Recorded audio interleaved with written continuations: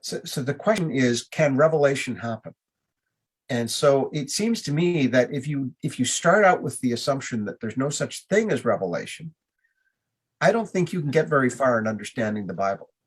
You just can't take the Bible seriously, because the Bible is talking about revelation all over the place.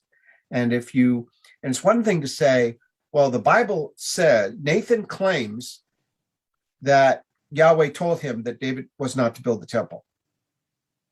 It's one thing to say, Nathan claims that, but of course we modern people don't believe in supernatural revelation, so that couldn't have been the case. That is at least honest. That's bad, but it's honest. But what's even worse is to say, well, the scripture must not mean that Nathan actually got a supernatural word from the Lord.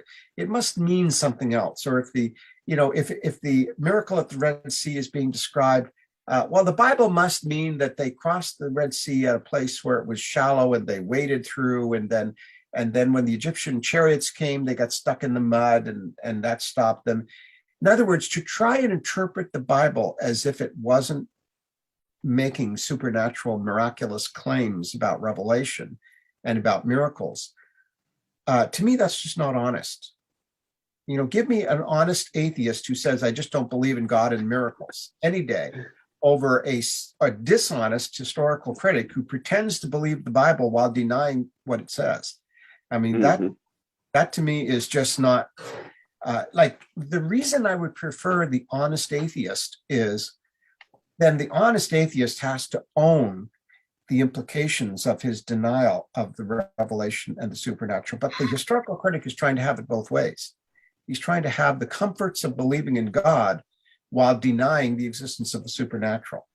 The atheist, when he says, well, I don't believe in God or miracles, then you can say to him, well, okay, so if you don't believe in God, then you believe that when we die, we just stay in the ground, our bodies just rot, and that's the end of us, right? That's an uncomfortable belief to take. Like the atheist is sort of cornered at that point. He doesn't want to say that, but that's what his logic is driving him to.